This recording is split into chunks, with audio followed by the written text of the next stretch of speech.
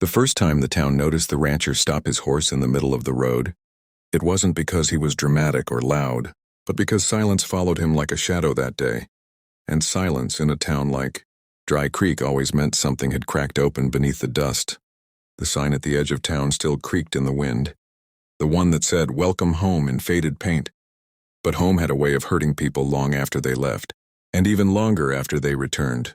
Folks said the rancher, Elias Crow, had hands that knew pain the way a doctor knows bones, not from study but from breaking and healing the same places over and over again.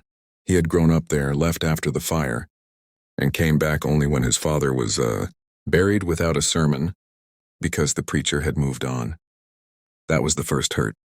The kind you don't point at, the kind you feel when someone says, "Don't," and you don't even know what you were about to do, only that stopping feels like tearing something already torn. Elias rode past the old schoolhouse, past the well where laughter used to gather, and toward the wide stretch of land where the town pretended nothing bad ever happened. That was where they brought Mara. She didn't scream. That's what shook him first.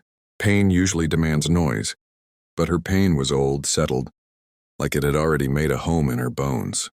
The town called it justice, called it tradition, called it necessary, because words can make cruelty feel tidy. Elias dismounted slowly, his boots sinking into the dirt, and when someone told him, "Don't get involved," the word struck him harder than any fist ever had. Don't. He had heard that word when the fire took his mother, when he was told not to look, when he was told not to ask why the doors were locked. It still hurt there, somewhere deep behind the ribs, behind the part of a man that learns to keep going. He looked at Mara, bound by rope and judgment, held up not by wood alone but by the weight of everyone else's fear. And he understood without asking. He understood because pain recognizes pain. Because the body remembers what the mouth is forbidden to say.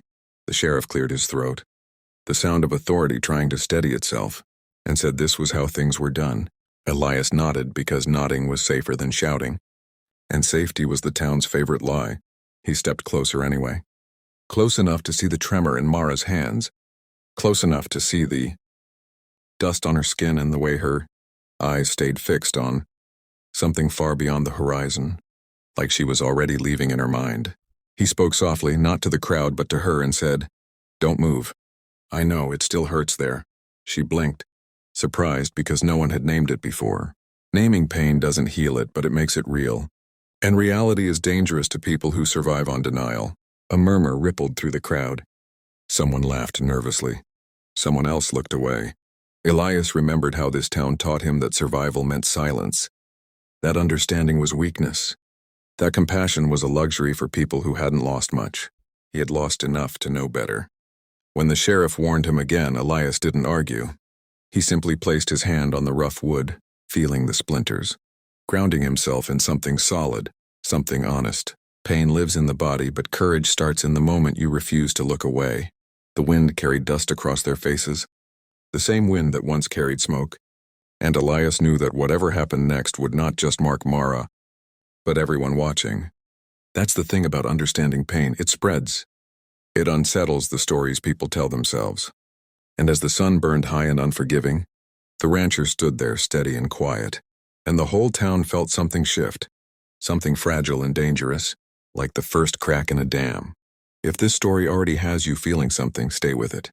Stories like this matter, and so does the place where we tell them. Subscribe to the channel, because the next chapter goes deeper, and understanding always comes at a cost. The town would later say it was the heat that made people restless that day, that the sun pressed down too hard and made tempers thin. But Elias knew better, because restlessness doesn't come from weather. It comes from truth knocking where lies have lived too long. He stayed by Mara as the crowd shifted, his presence an unspoken question no one wanted to answer. Someone finally asked him why he cared, and the question was sharp with accusation, as if caring itself were a crime. Elias answered the only way he could, with a story that wasn't polished, wasn't clean, and didn't ask for permission. He told them about the fire, about how pain doesn't always scream, how sometimes it waits buried until someone says don't, and suddenly every wound opens at once. He told them that hurt doesn't disappear just because a town agrees not to see it. Words fell heavy into the dust, and with each one the crowd grew quieter because they recognized pieces of themselves in his voice. The sheriff tried to interrupt, but authority sounds weak when it's defending cruelty, and the people knew it. Elias knelt so he was eye level with Mara, and for the first time she spoke, not loudly, not bravely, but honestly. She said she wasn't afraid of pain anymore, just of being invisible inside it. That was when the town broke. Not all at once, not neatly, but in small human ways. A woman stepped forward, tears cutting lines through the dust on her face. A man lowered his head. Someone untied one knot, then froze, waiting for permission that never came but was no longer needed. Elias didn't rush. Healing doesn't happen fast. He reminded them that understanding doesn't erase guilt, but it can stop the damage from spreading.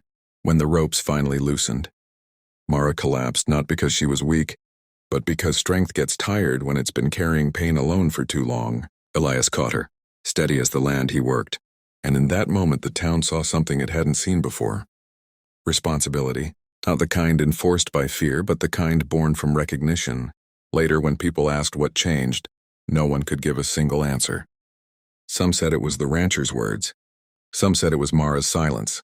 Some said it was realizing that pain doesn't belong only to the person suffering it, it belongs to everyone who allows it to continue. The old ways didn't vanish overnight. They never do. But cracks remained, and through cracks, light enters whether people want it to or not. Elias returned to his ranch, carrying less weight than he had that morning, and the town went on quieter, more careful with its don'ts. Stories like this don't end cleanly, because real change rarely does, but they matter because they remind us where pain lives and what happens when someone finally understands it. If this chapter moved you, if it made you think about the quiet hurts we all carry, don't let the story end here. Subscribe to the channel, stay part of this space, and keep listening, because the stories that shake us are the ones that help us heal.